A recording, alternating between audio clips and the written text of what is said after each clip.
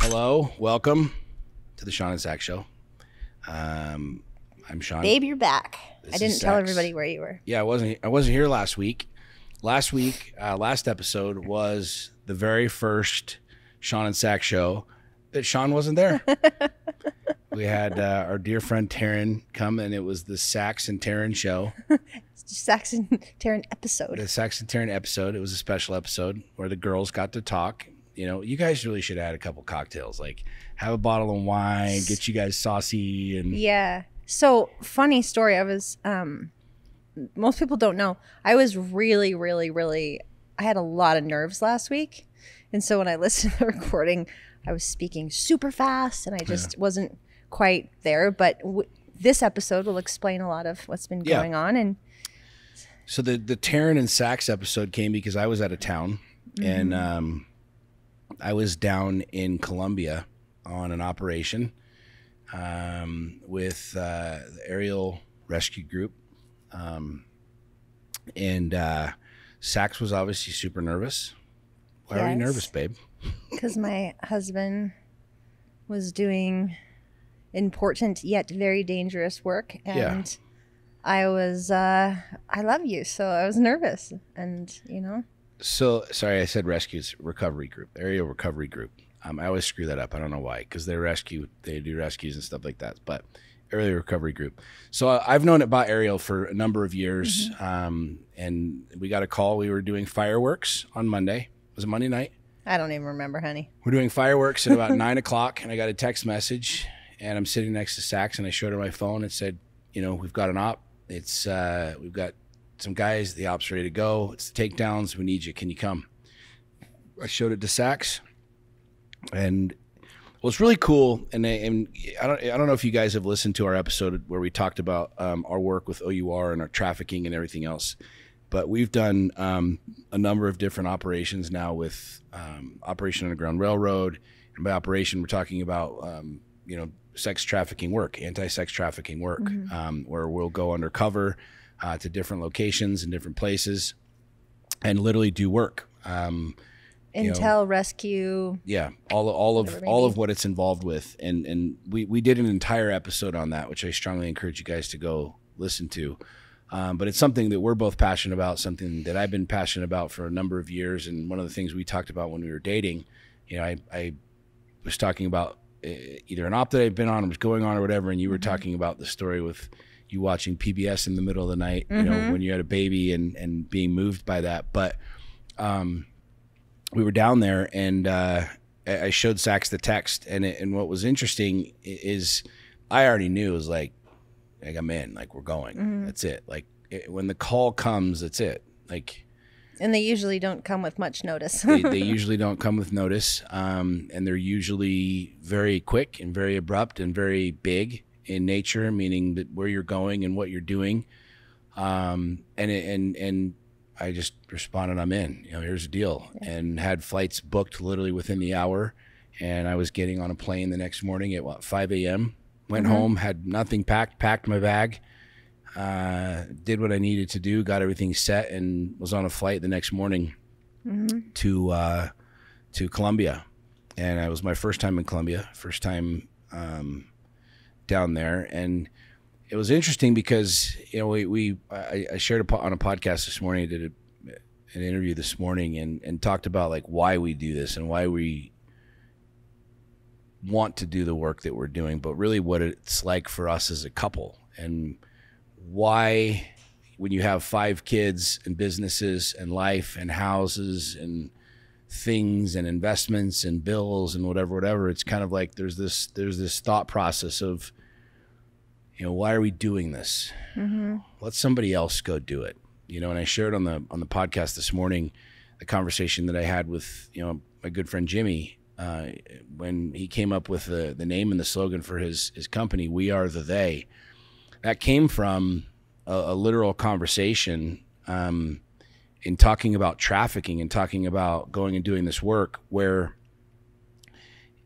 the conversation is typically like always thinking somebody else is going to go do it. You know what I mean? You hear all these people talk about, let's take the country back. It's like, well, who's us? Like, who are we? Well, the people that are mad. Be like, well, everybody's mad. So like, who really are we talking about, and what really are we doing?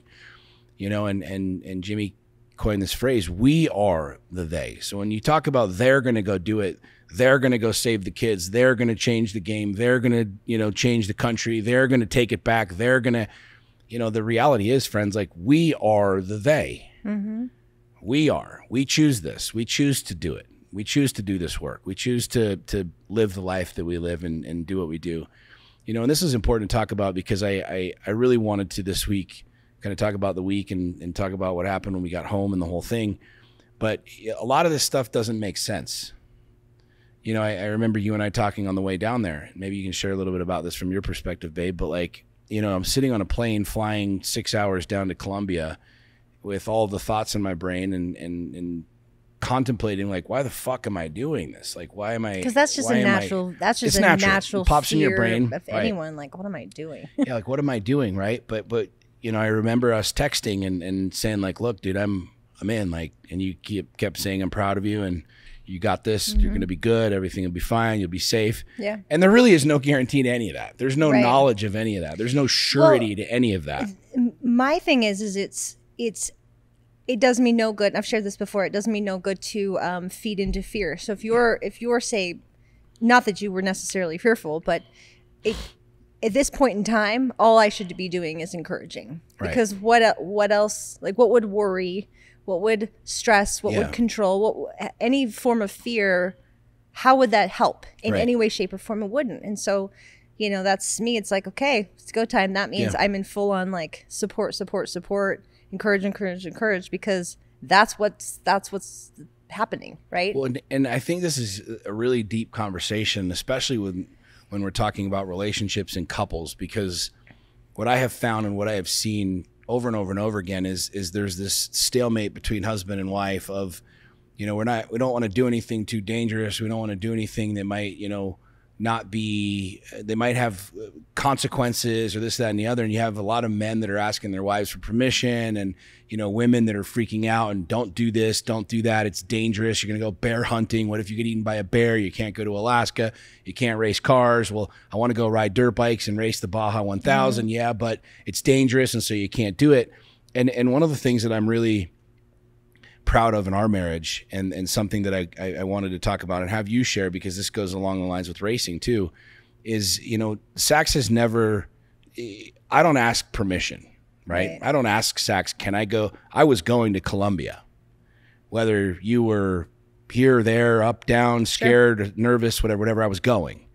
And I think that we have a mutual respect. A lot of people might take that the wrong way, that it's some sort of dictatorial thing, but it's not. It's not, because you know where I stand as a man. It's a respect thing, both ways. Yes. And say that one more time, because I want people to hear that. It's a respect thing that goes both ways. Explain that to people for a sec. Well, I want, if I want to do something, I don't want to ask permission. So I'm not going to put that restraint on you, because I don't want that restraint on me, like, selfishly. But in addition to that, is I respect you, and you're going to make good decisions for yourself, for your family, for your marriage. You're not going to make poor decisions. If it would be very different if you're like, I'm going to go to Vegas and party for the weekend, and you can't come. That's a very different conversation than I'm going to go and do blank, blank, blank, right? That's something that's either fills your cup, inspires you, you're passionate about, you're driven by purpose with it, something that's, I just know that about you. Yeah. My husband doesn't go and do reckless things and just telling me he's going to go do them. So that may be a way of looking at that. And the respect part of that is like, I know you respect yourself enough to whatever decision you're making is based on something that you see that it's going to add to your life. It's going to add to our life. It's going to add to some type of value somewhere. Well, this is a big thing to talk about, because if you guys have followed us for any period of time, or followed Lions Not Sheep, or know like what our message has been frequently, it's always about getting your house in order. A lot of what we talk about, a lot of what we share, a lot of what we teach and coach is foundationally principled around that, around having your house in order. And see, I feel like there's always room for more. There's always room for improvement. There's always, like, you know, maybe a loose end here or there that has to be tied up. But I am confident to be able to say that my house is in order. I'm good with my wife. I'm good in my marriage. I'm really close with my children. My conscience is clear there. I communicate. I'm close with them. Like, I have a relationship with them. There's nothing that hasn't been said that I would frantically need to say. You know, my businesses for the most part are where they are, and they're set and in motion and doing what I want them to be doing. And I've got good partners and good people. My body is physically ready. You know, my mind is sharp, is on point.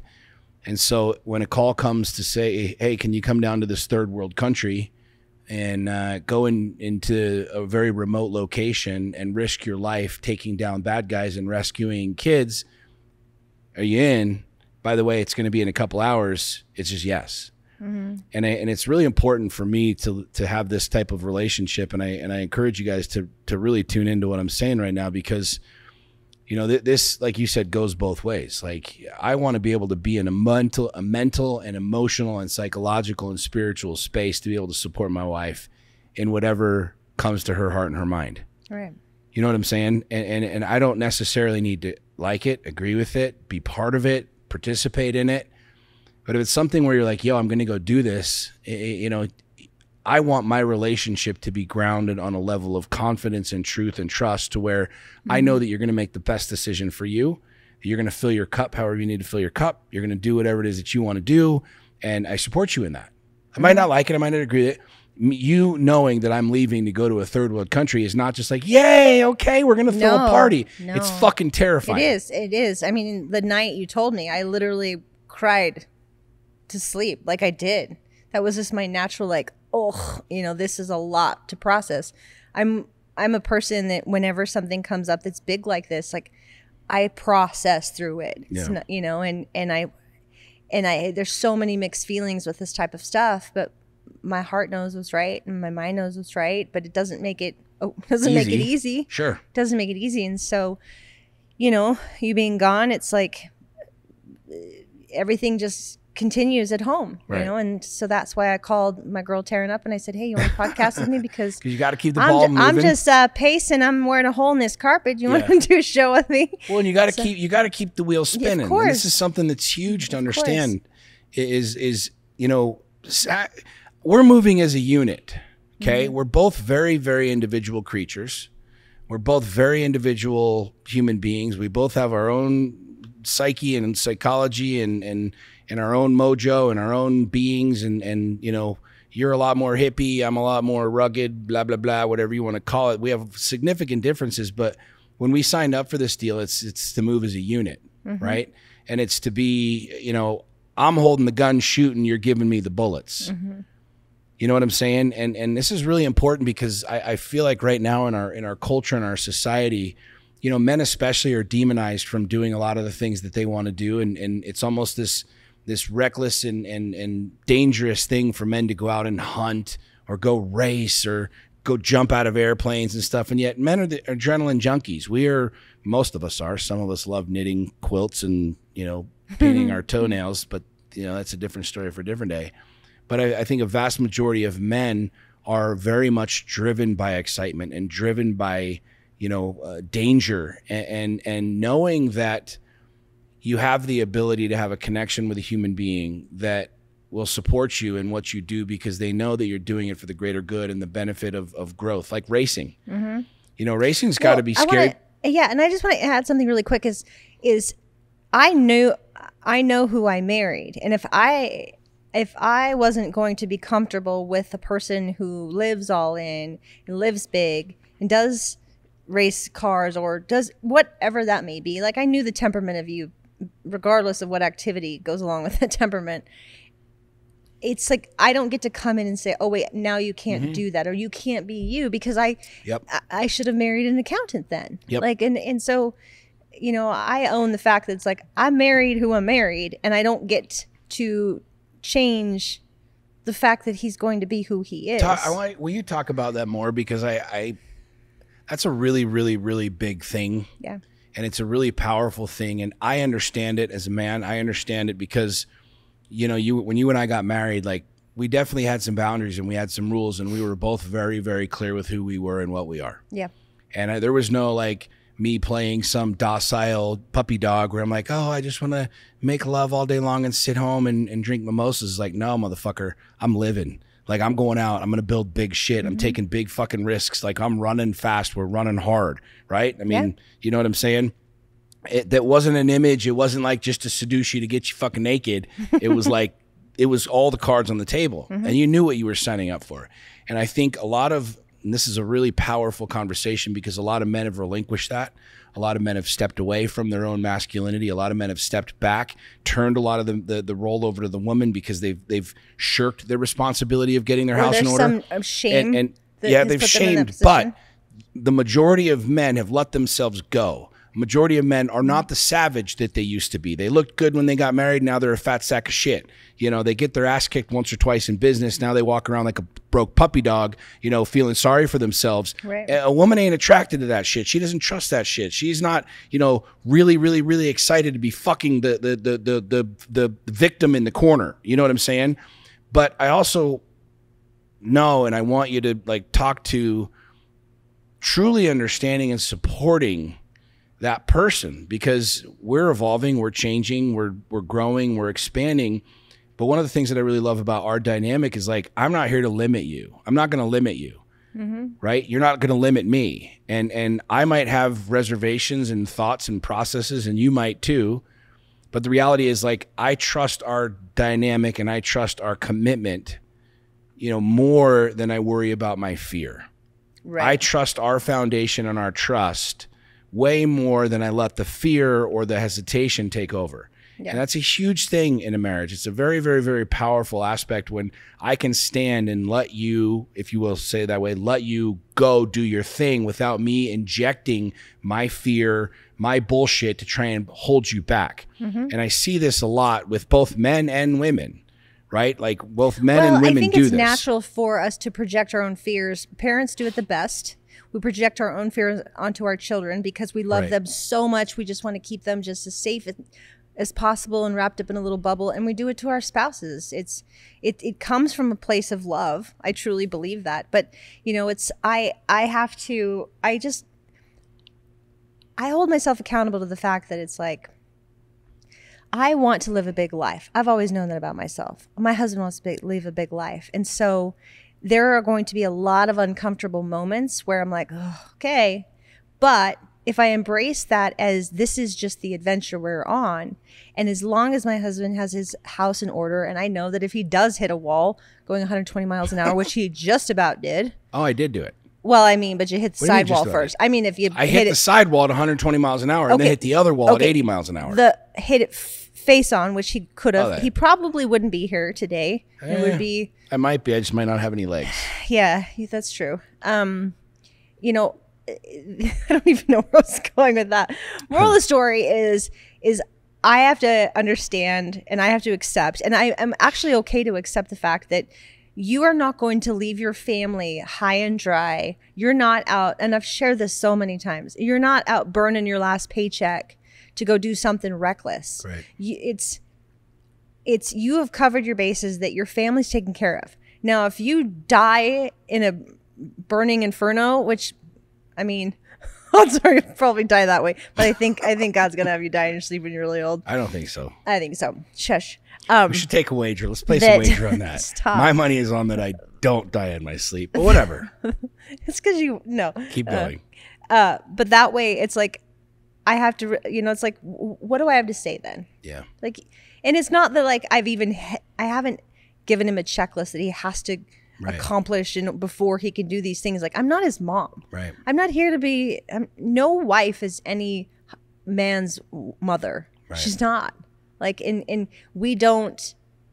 It's not a good dynamic to mother your partner anyway. So, and if I didn't like it, I shouldn't have married you. And the thing is if you're in a long-term relationship and the person has changed over time, because everyone changes over time. Right. I've never met a couple that hasn't been together for a long time that says they haven't married the same, or haven't been married to multiple people within the same marriage, right? With the same person. Because people evolve, and it's that accepting that this life is a journey of experience. Right. And I don't believe we're here to play safe. I don't believe that we are here to just do the 9 to 5, the routine, the same thing every day. This is why I'm not married to an accountant, because this is my belief system. So, and nothing against accountants. Accountants are great. Sorry, I just poor accountants. Accountants. We actually like accountants because they keep our shit straight. So, I do like accountants, you know, but it's like, I know who I married. I love that big life. I want to encourage you to live a fully colorful life, you know? And fear comes in all forms. Like I want to share the experience of this last week with me. So you can hedge your bet all day long against fear. Like, okay, don't go out. Wrap up the trip. And then we go to that. Okay, wrap it up then. Yeah. Like the Colombia. What about it? We're down there. We're supporting each other. We're communicating. Yeah. I wanted to talk just briefly about communication with this. You were very great at you over communicate, and not like too much, but you make sure to know, you check in with me at any point in time that you can. Right. You update me. And I told you, like, when we're going dark, when I'm like, yo, I'm going to be off grid. Mm-hmm. You're not going to find me. I'm turning off like all location. Mm-hmm. Like this is where we're at, kind of a deal. And can I inject something really quick? I wanted to bring this up because this, in my opinion, there's a lot of people I bet that are listening to this that are kind of like, well, it sounds all great, but we've been married for 20 years and and this, that, and the other. What I believe and what I failed to do earlier in life was communicate.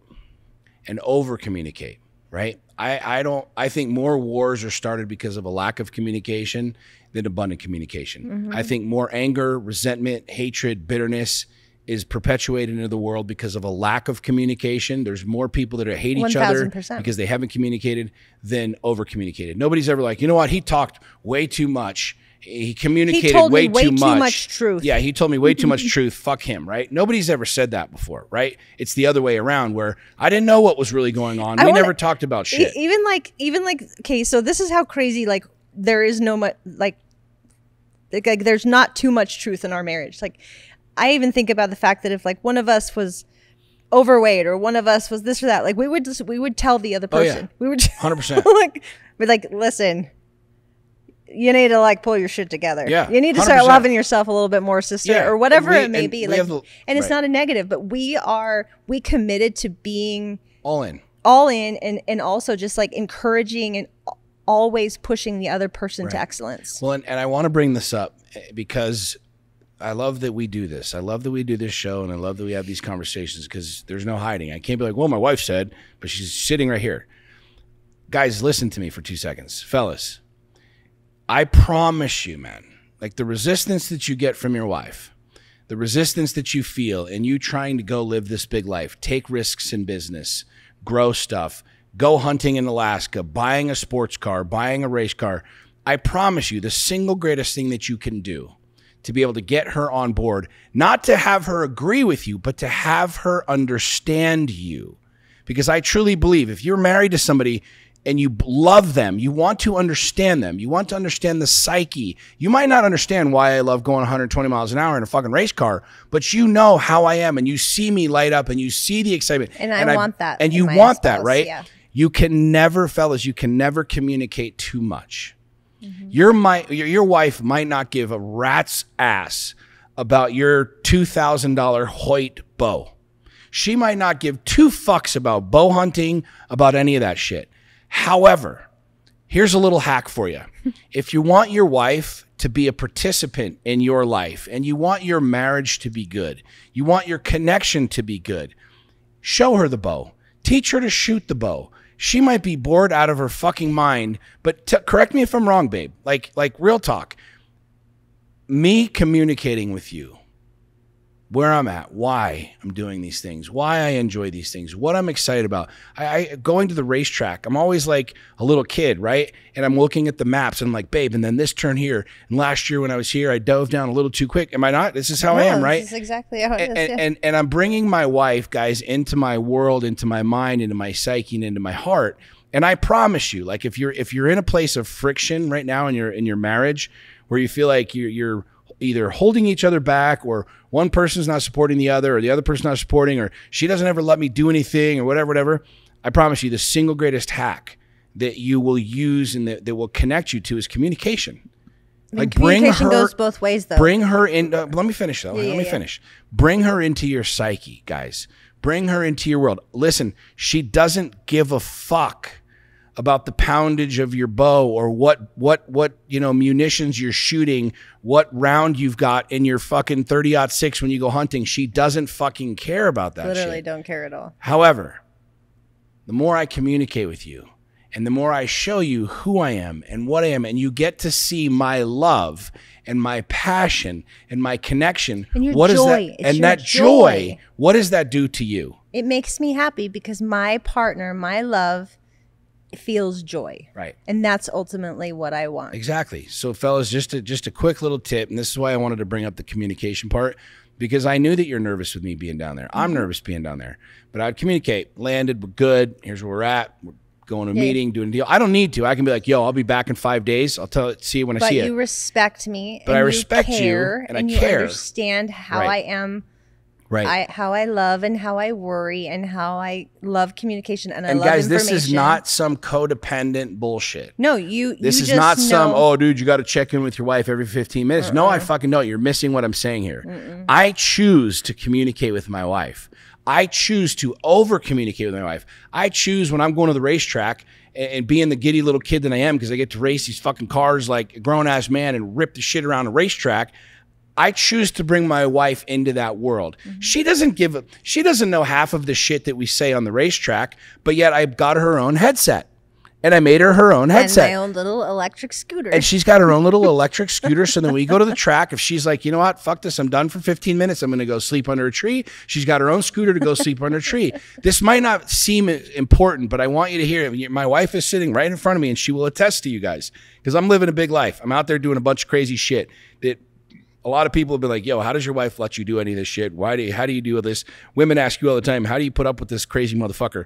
This is the key. I truly believe this is the key, is that you see the joy and the love and the passion. And when I was going down to Colombia, it's like, dude, if I don't go, who's going to go? I'm in. And I'm going to communicate with you. And I communicate with you because you in essence, get to be part of that experience with me. You get to be part of the racing when you hear me on the comms and you're listening in as I'm cussing some guy out for fucking hitting me or running, whatever. You see me when I get in, so and you see me when I get out of the car. I know I'm not a lot. He doesn't even talk. I'm not a on data guy. Well, sometimes I do. Depends. But I really think that this is a key point in this conversation for a lot of people because we struggle with communication. And I feel like our relationship is good. I feel like we're definitely shining a bright light. And I feel like with our pasts and the shit that we've been through and the stuff that we've dealt with and all of the baggage that we quote unquote have and all of our trauma and our past and whatever, we've had to work really fucking hard for this. Yeah. And we do it really, really well. But I'm really proud of what we are building and what we're doing, and especially in a situation where it is literally life and death. Like it literally is dangerous. Like going on these operations is literally dangerous. I mean, you're literally alongside police, heavily armed police and federales, literally kicking in the door of a known cartel member. It's not, you know what I mean? This isn't just to walk in the fucking park and, go throw the guy in the back of a police car. And I really am proud of what we're doing and how we're doing it by communicating. And I truly pray you guys, especially you men that listen to this right now, understand how important it is for you to communicate with your wife, not tell her, not speak at her, but to show her your why. Why are you passionate about your softball league? Why are you passionate about your fucking golf thing and whatever? And I promise you, if you do this, you will find that there's a significantly more willing participant on the other end. Would you agree? Yes or no? Then leave it at that. Yes, but there's one more big part to this. Okay. It's listening. Yeah, you need to listen. Sean Whalen. No, you need to listen to when I'm talking. When I'm telling you my stories, you have to listen. Don't be that guy right now. I know you're just doing it for antics. So no, but really, like, if you can't just be like me, because she's gonna like, that's great. So the world revolves around you. What about me? Right. You don't, what about things I want to do? Whatever. So it's like I am obsessed with making jewelry, and I order I was feathers. going to say that. We're thinking so alike right now. I was going to say, she talks about her fucking feathers. I order feathers from all over the literal world. They're very, very red rare. and green and long and the breast and this one and that one and the thing. So I literally have to find them globally, and they're really hard. And so when I find them, I get so excited, and then I started to dye my own, and I've been talking about the dyes, and he literally, guys, which goes all over the kitchen. Rubbing alcohol is great, cleans it right up. But moral of the story is it's like, be interested in what the other person is saying if you really want to have that connection. It has to go both ways. Yeah. I literally, I could care less about feathers. I love that you love them. And Saks will get these giant packages from all over the world. And she will open them and spread, and we've shared some of the pictures. She will spread them out, and the entire kitchen is covered in feathers, and this feather and that feather and this one and that one, and this is where this is from. There's only a certain feather of a certain length, of a certain quality that I'll use. Comes from this part of the breast, and this one comes from this part, and this one comes from the rooster, and here's a rooster feather versus a this feather versus a that feather. Guys, I literally, the entire time she's talking, all I'm thinking about is doing 120 miles an hour in a race car. But I'm listening, and I'm watching, and I'm observing, and I'm supporting, and I was literally going to say that, and I'm so glad you brought that up, because that's the reverse thing, right? Sometimes guys, like, she wants to talk about this, that, or the other, and you literally could give two shits.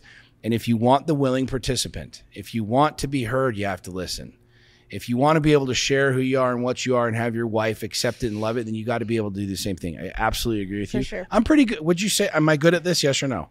We're both pretty good at it. We're not excellent. We're not excellent. We are students that are study often. But would you say, truthfully, real talk, when you're talking about your feathers, I'm in the game with you, man. I actually do think that we do genuinely care. And because when you have dye let me finish everywhere, my thought there, is that the fact is that because we know that if we pay into that, that's going to be reciprocated. Right. So that's what really, I know that's how we work. But what I wanted to go, where I was going earlier about the fear is, you can hedge your bet with fear. Like I could say, oh, Sean, you can't do that. That's too dangerous. That's too dangerous. That's too dangerous.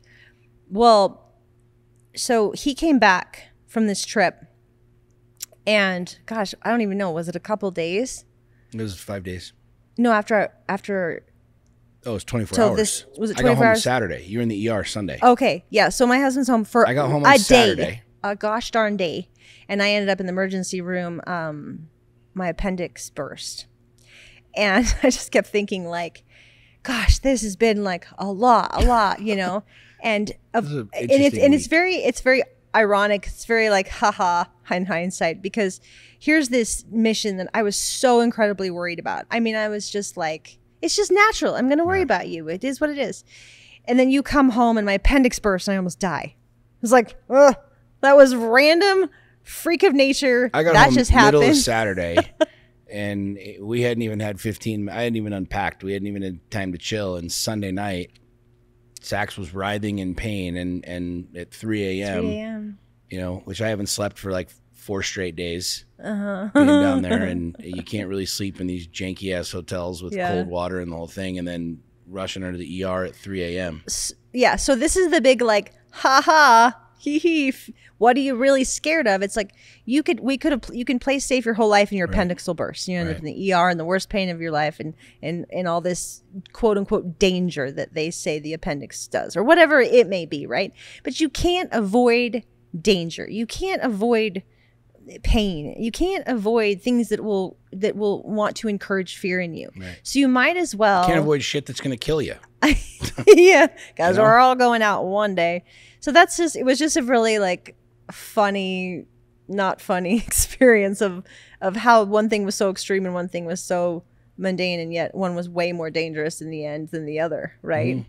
And but yeah, talk about 2 weeks of great practice in holding space, in managing fear, because I mean, you can share, you were in a real funky place when I was down and out in the hospital because I couldn't even help myself. Dude, it's a weird, I mean, any man who's ever seen his child or his wife in true pain, it's just, God, man, I don't know how to describe it. It's extreme. It's very, very, very triggering. It makes me really angry because I want to like look at the doctors and shake the fucking doctors and be like, fix this shit. Like, dude, fucking give her something. Give her a fucking shot. Give her something. I mean, Sax was like wailing uncontrollably. And I have a seriously high tolerance for pain. She's got a high tolerance for pain. And, you know, it triggers me and it gets me pissed off because I want to tell her, dude, simmer down, chill out. Like, yeah, I know you're in pain, but you're fucking yelling and da, da, da. And then it triggers me and it gets me all wound up. And I'm literally not even 24 hours off this operation, which was like very, very, very intense. Saw some wild shit, participated in some wild shit. And I'm already like, I'm just trying to come home and decompress and like get back into the family and the thing and whatever. And we go straight from that to the ER and you writhing in fucking pain. And it was interesting because it was like, you know, there's obviously nothing that I wouldn't do to take that from my kids, from you, from whatever. And you can't. And so you have to figure out how to, you know, you have to hold space. I mean, there's no option for it, right? Other than to just hold the space and to do what you can do and to be there.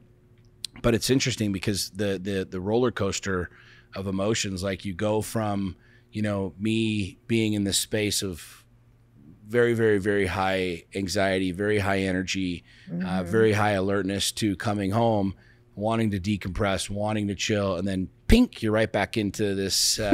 My wife's literally like, is she dying? Like, what's going on?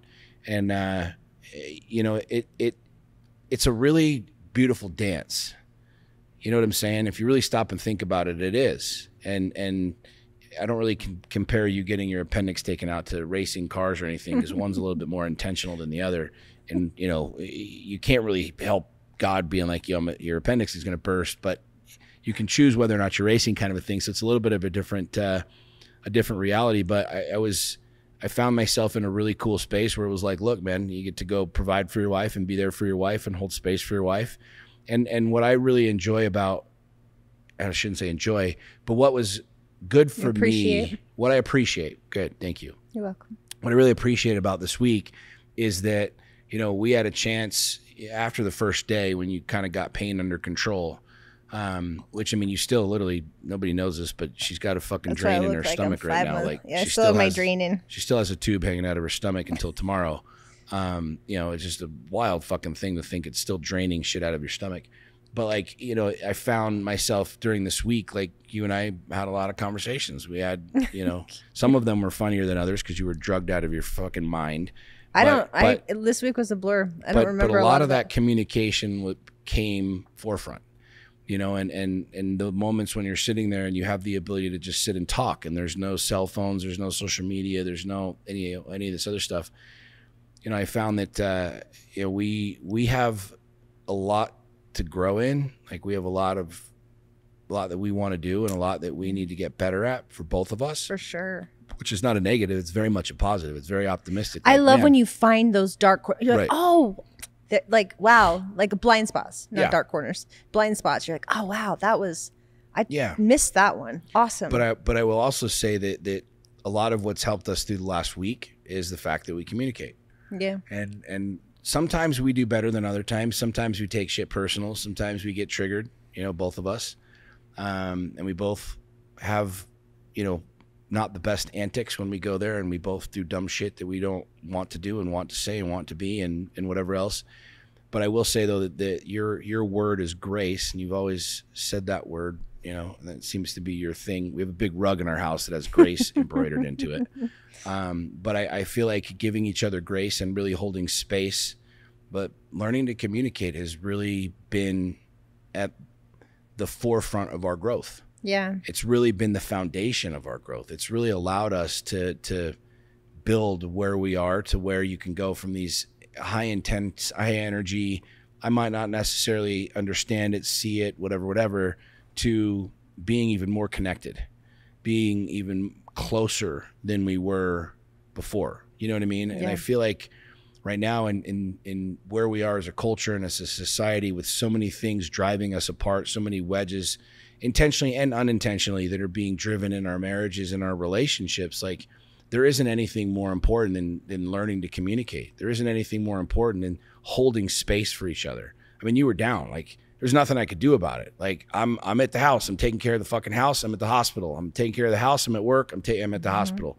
You know what I mean? We got date night. I don't miss date night. We had date night in the fucking hospital, laid in the fucking very uncomfortable hotel or hospital bed and watched Scarface. Yeah. And, you know, I was there for what, 4 days? Yeah, you were there for 4 days. I forgot we even watched Scarface. See, it was a blurry week for sex. She's like, can I have a couple more OxyContin? I'm like, give them to her. Give them to her. Oh, gosh. Keep them coming, right? But here's what's interesting is this podcast is all over the place today. I love it. I was absolutely, when I got in that ER, I was absolutely just terrified. And I wasn't terrified that I was just, there was no specific thing, but I feel like I was more than anything emotionally terrified because like it was so triggering to me emotionally. Physical pain is insane with your appendix, but I've had 2 children. This is insane. This is more than my labor, but the emotional triggers that came up for me, I was like, wow, I have not experienced this. You know, it's like I found myself like almost just like grabbing at what was going to I was going to find safety in, and I it really like was a lot for me to work through, and I'm so glad it happened, honestly, because we had one of the best talks where I realized how much I'm not necessarily, it was like a dance of I'm not necessarily trusting Sean completely emotionally in these situations, because I can look at through all of like me leading up to getting in the hospital and being in the hospital, how I was still trying to drive my own ship. Right.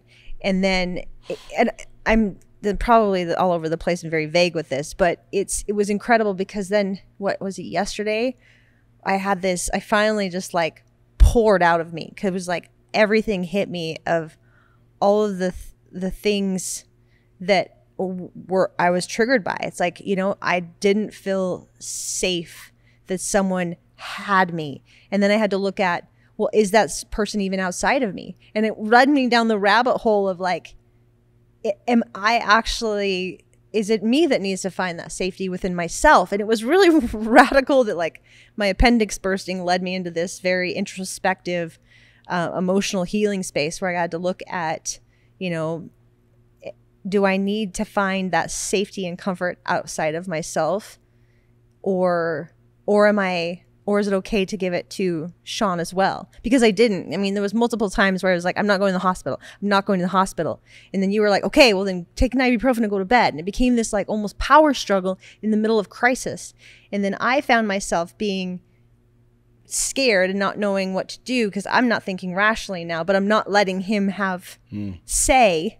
This is a whole nother podcast. This is a whole nother podcast, and maybe I should just pause it. But send it. It's like I was at war with myself, and what I realized is I'm like, after the fact, I'm like, did I not trust Sean to make the right decision?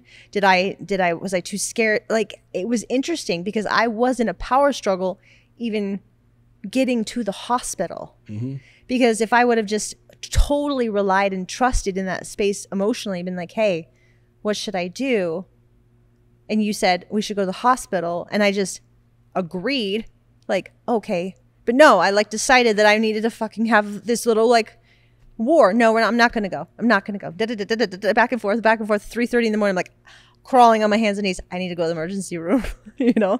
And this might sound simple, but this was profound for me. This is a profound lesson of like, did I just overcomplicate so much because I was unwilling to step out of that masculine, that control of my own self, even in crisis where I can't even think straight? I'm unwilling to trust in anybody besides myself to make that decision. And yet I'm fighting him, and he's irritable as shit because he hasn't slept in a week, and it turns into this whole thing. And then I'm mad at him that he was all irritable and kind of jerk.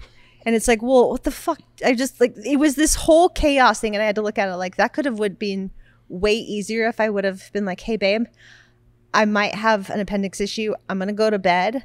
But if I wake you up, like I'm going to go to the hospital. Like, but it wasn't. I went into this like, and mind you, I was in a lot of pain. So my brain was not working properly. But these are the things that I would love, and that I think that we talked about, is like working on them outside of the crisis spot, outside of Well, you open it up through the excruciating pain. crisis. You learn about it through the crisis. Right. It's almost like, oh shit, here's another door to open. Here's another thing. Like, Yes. here's how God's like, I'm going to introduce you to another level of yourself and another aspect of this game through this experience. And now you get to go work on it. Because I went right back into self, where how I've always been. I've spent most of my life in like self-preservation and self-leadership, where I'm just like taking care of me and only me. And so, you know, when it came to... Say hi to Bryn. Hi, Brittany. Hi. She said, I love you. Love you. Bye. Our little missionary just FaceTimed us. I always answer. Bless your little heart.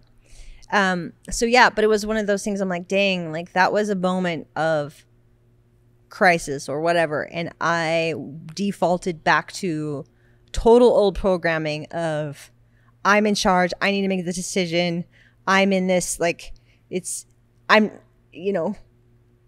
basically took over and caused way more chaos in my space than I needed to. And what's dope, so I hope next time, hopefully there's not crisis, but it's life, that like, I promise you there will be. It's knowing that it was one of those moments where it's like I realized that I jumped off the team and went into I, and you jumped off the team and went into I, and we was like, it was all sideways. When in a moment of like that, we should have been like taking care of each other, so and leaning into each other. This could be an entire episode in and of itself, like this one experience and this one lesson, you know, and we've talked about this where in one of our last journeys where, you know, you got really sick and I held space for you for like 6 hours where you were like physically sick and the whole thing. And it's an interesting thing. The game is interesting because we're being introduced to ourselves. Yep. You know, and I was telling, you know, guys this morning on the podcast about, you know, the experience of being down in Colombia, and you know, our pre-op briefing was like one of the scariest moments for me, because you're talking about if everything goes to shit, here's what's going to happen. You literally got 350 miles to go. You got to beg, borrow, steal. This is the plan. This is how you got to get back to the consulate. Yada yada yada. But I was introduced to myself there. You know what I mean? I was introduced like, who am I really? Mm-hmm.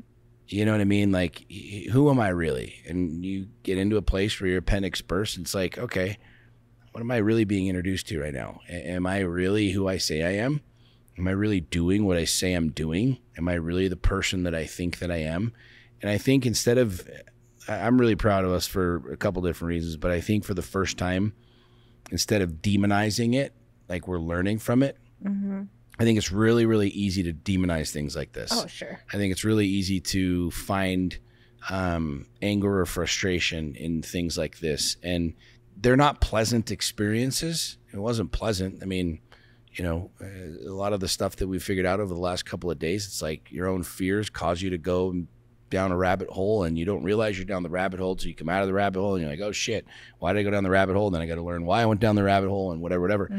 But I encourage people listening to this, you know, I pray that you hear what Sax is saying, and more than anything, realize that like we're constantly being introduced to ourselves. We're constantly being introduced to different levels, to different chapters, to different doors.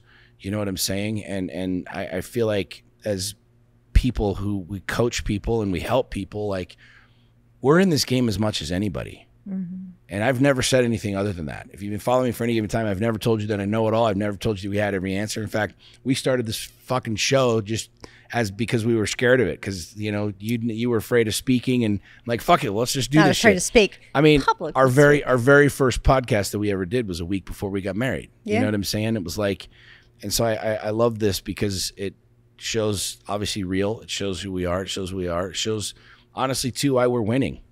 And I'll pat both of us on the back. We're winning, and we're winning because we're willing to talk about this shit. One of the greatest things we do is when a conflict, fear, problem, whatever arises, we obviously get through it, but we always go back and assess. It's like we get introspective, like, why did that happen? What do I need out of my partner to be different? what do I need out of myself to be different? What did I learn about myself? And it's not like we have a blueprint, like we don't follow a blueprint, but this is naturally what we do. And I think it's probably because we've had enough journey experiences and we've really done quite a bit of work, and we understand that we don't know it all. We know what we know, and we love the journey within. We love the game of this. Well, it's the journey within, because to me, it's like I'm almost 40 years old and I learned something new about myself through so many experiences. And it's like, if I don't openly share that, I feel like, I mean, I get delighted to know that I completely had a blind spot that was so incredibly glaring. And it took me a week to see it. I felt it. And then when I saw it, I was like, God damn, that's crazy. And I'm not too prideful to be like, oh, I had a blind spot. This is how it went. Look at, get introspective. And I'm also not too proud to go back to my husband and say, hey, like, I was very much like, you were the freaking asshole of the century, but here's what I saw in myself. I realized that I relinquished like a lot of the, or whatever, however my role is I love to find my role. You owned it. Yeah, but I loved. That's beautiful. I want to find my role. Yes. It's not that I'm like, oh, here's my shame card. No, that's exactly what I just said. It's no. We don't demonize this stuff, and maybe guys, great, we're all over the place. I don't think we are. I think this is a fucking brilliant podcast, and it's absolutely fucking perfect. It's exactly what we're talking about it. Are you learning something? Yeah. Are you vibing with this? Yes. Yeah. Then fuck everybody else. It doesn't fucking matter, right? No, not That's fuck why you we're guys. doing You're great. this. You're great. No, yeah, I'm great. I'm grateful if you're listening to this. Great, but the reality is, like, we're growing. This stretches us. These conversations and this communication stretch us, right? Yeah. And anybody that tells you that they got it figured out, they're fucking lying to you. Anybody who tells you they're in blind spots, how do we avoid them? You can't fucking avoid them. You can't. You're a fucking human being. You're a fucking lying. fake. You're a liar. And anybody who says that they don't have them or you can avoid them, fuck, I want to hit them. Well, if you've got it all figured out, you've got nothing figured out. That's my look, I want to find them. I want to see them. I don't intentionally wake up going, all right, God's kick me in the square in the dick today. It's really not what I pray for in the morning. However, I don't run away. When I get kicked in the balls, it's like, okay, well, that fucking hurt. Let's learn a lesson here, right? Yeah. But I think what's really powerful and what I want people to take from this is to stop fucking demonizing their humanity. Stop demonizing who you are. Amen. Stop demonizing the fact that you have fear and you have reservation and you fuck up. You fucked up. You fucked up. You were off in the wrong, way off in fucking La La Land. I held space. Was it pleasant? No, I didn't like it, but I had part in it too. We both learned a lesson. We both fucking navigated it. We both ended up literally pulling over the road, and you're like, yo, shit, I think I'm seeing this. Okay. And I'm like, yeah, okay, whatever. This is how it works. And you also owned like how I felt. Yes, I did. But that's what I just said. Let me finish. Like, I want people to understand, and I want us to understand, and we are understanding this, is like, we're fucking human beings, man. Like, what do we know? We know what we know up to this point, right? Tomorrow's going to bring a whole new set of challenges. Tomorrow's going to be a completely new experience for us. You know what I'm saying? I don't give a shit if I go on 100 fucking missions. I guarantee you every fucking mission, I'm still going to have the hair on my neck stand up. I'm still going to have those nerves. I guarantee you that will be the reality. Like, we are fucking humans, and we've got to stop demonizing who we are. We've got to stop demonizing the things that we're doing. And I pray those of you that are married, those of you that are in a relationship, husbands and wives, like, hear us. Like, this is human nature. This is who we are. Yeah. All of us. You know what I mean? We know what we know. We know what works for us. We share what works for us. We share our humanness. And I'm telling you right now, like, this podcast is as much for Sax and I as it is for anybody else. Yeah. We just happen to turn on a fucking microphone and shoot our shit, right? But at the end of the day, we're learning and growing and expanding and having open husband and wife conversations just in front of the fucking world. And it helps us, and we grow. Yeah. And we acknowledge our humanness. Like, most people are so fucking full of shit with who they are. They hide who they are. They hide how they really feel until they end up killing themselves. And like, oh my God, did you hear fucking Jessica blew her brains out? You're like, oh my God, I was just drinking fucking coffee with her yesterday. Did you hear Tom fucking overdose last night because he was so depressed? Yeah, he told me he was good. Why don't we just acknowledge that we're humans? Like, why don't we give each other a little bit more grace? If you're a husband and a wife, like, learn to fucking communicate, man. Wives love your husbands. They do dumb shit. Husbands love your wives. They do dumb shit too. Women do way more dumb shit than men do, but that'll be a whole nother episode for a whole nother day. But Yeah, I mean, we'll finish with this, unless you can bring it home for us, babe. But like, you know, we're humans, man. It's human nature to be scared when your husband's doing some dangerous shit. It doesn't mean he shouldn't do it. It's human nature for you to fucking have a little bit of reservation and trepidation. Good. Push that motherfucker to go faster, to go bigger. Support him, love him, help him. Like, encourage him. Hold space for him when he's fucking scared, when he's wanting to jump. And fellas, shut your fucking ego ass up and listen to your wife.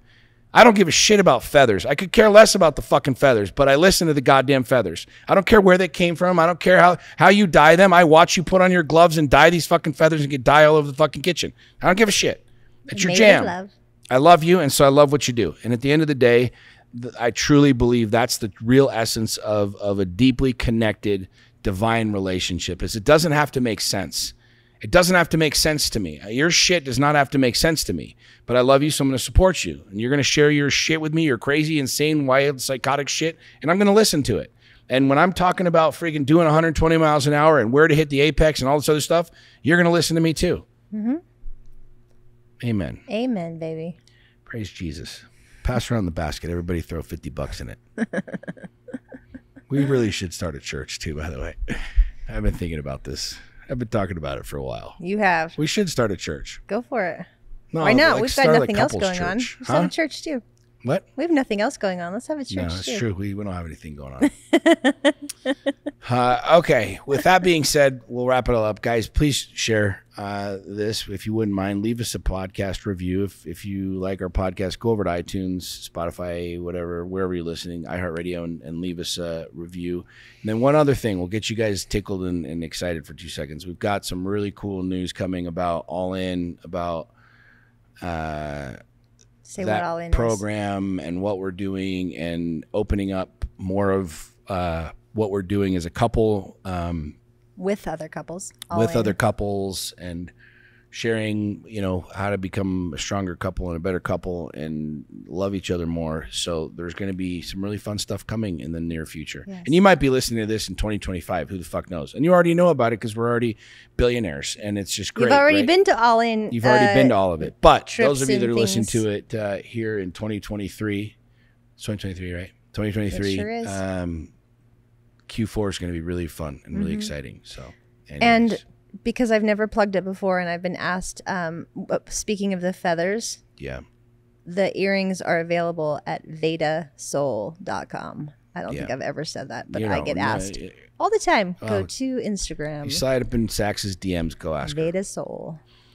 Yeah. Oh, that was a good episode. We didn't even know what we were talking about. And tomorrow you get your thing out, and I'm really tube. Excited about that because that's been a hindrance and just an awkward thing to have. And I haven't looked 4 months, maybe 5 months pregnant in a hot minute. Jeez, that's a nice fun little adjustment. But all right, carry on. Thanks for tuning in and listening, guys. We appreciate you. See you. Bye. Yes, thank you. Bye.